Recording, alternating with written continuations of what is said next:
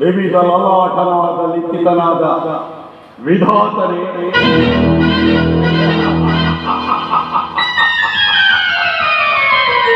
ಪಾಪ ತನ್ನ ವಿಧಾತ ಪಟ್ಟವನ್ನು ಗಂಟು ಕಟ್ಟಿ ನನ್ನ ಪಾದದಡಿಯಲ್ಲಿಟ್ಟು ಪಂಚಾಂಗದ ಪುರೋಹಿತನಾಗಿದ್ದಾನೆ.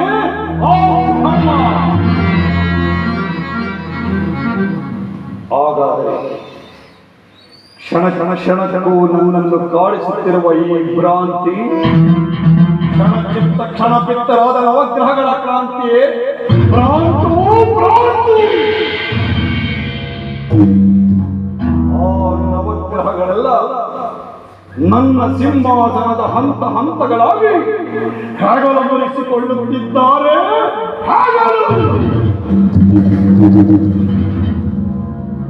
ಹಾಗಾದರೆ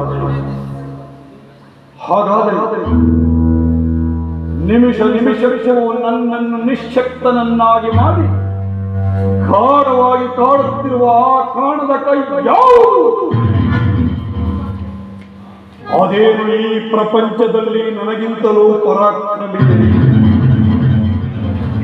ಪ್ರಬುದ್ಧ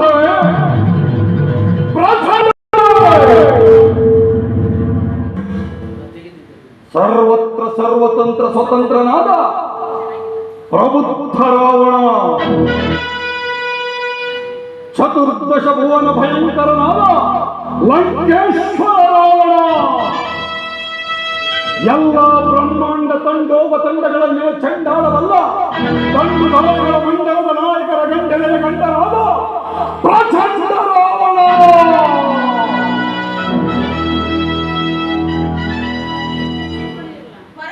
ಚೌರ್ಯ ಮಾಡಿ ಪೌರಸ್ತ್ಯ ಬ್ರಹ್ಮನ ವಂಶದ ಚಾರಿತ್ರ್ಯ ಪಾವಿತ್ರ್ಯಕ್ಕೆ ಕಳಂಕಪ್ರಾಯರಾದ ಕುಠಾರರಾಮರು ನೀವೇ ತಾನೆ?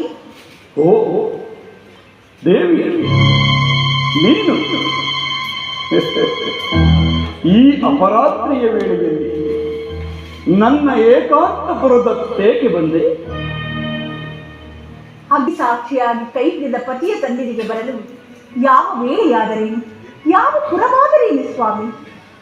ಸರಿ, ಬಂದ ಕಾರಣ ವಿಶಿಷ್ಟ ವಿನಾಶಕ್ಕೆ ಕಾರಣೀಭೂತವಾದ ಸೀತಾಪಹರಣ.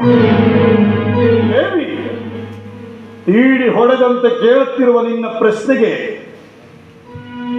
ಸರಿ ಸಮಂಜಸವಾದ ಸದುತ್ತರವನ್ನು ಹೇಳುವಷ್ಟು ಸಹನಾ ಶಕ್ತಿ ಈಗ ನನ್ನಲ್ಲಿಲ್ಲವಾಗಲಿ.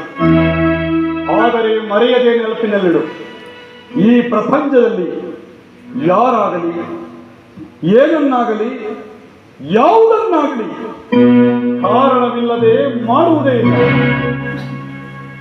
ಜಗಜ್ಜೇತರಾದ ನೀವು ಜಾರಿಕೊಳ್ಳುವ ಜಾಣತನದ ಮಾತನ್ನಾಡಬಾರದು. ಇದು ಜಾಣತನದ ಮಾತಲ್ಲ ದೇವಿ.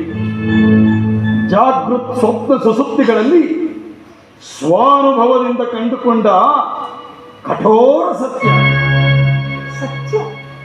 ಸತ್ಯಕ್ಕೆ ಕೈವಾಗುವ ಸಹನಾಶಕ್ತಿ ತಮ್ಮಲ್ಲಿ ಇನ್ನೂ ಉಳಿದಿದೆಯೇ? ಸಂದೇಹವೇ? ಹಾಗಾದರೆ ಮಾಡಿದ ತಪ್ಪನ್ನು ಒಪ್ಪಿಕೊಂಡು ತಿದ್ದುಕೊಳ್ಳಿ. ಅಂದರೆ ನನ್ನ ತಪ್ಪು ಲಂಕಾ ನಾಶಕ್ಕೆ ಕಾರಣೀಭೂತವಾದ ಸೀತಾಪಹರಣ. ಮತ್ತೆ ಮತ್ತೆ ಅದೇ ಆರೋಪದ ಮಾತೇಕೆ ದೇವಿ? ನಾನು ಕೇವಲ ಮೋಹಪರವಶನಾಗಿ ಸೀತಾಪಹರಣ ಮಾಡಿಲ್ಲ. ಇದೇನಿದು ಸ್ವಾಮಿ ನಿಮ್ಮ ಅಂಧಶ್ರದ್ಧೆ? ವಜ್ರ ಅಮೂಲ್ಯವಾದರೂ ಅದರಲ್ಲಿ ವಿಷವಿಲ್ಲವೆಂದರೆ ಜಗತ್ತು ಒಪ್ಪುವುದೇ?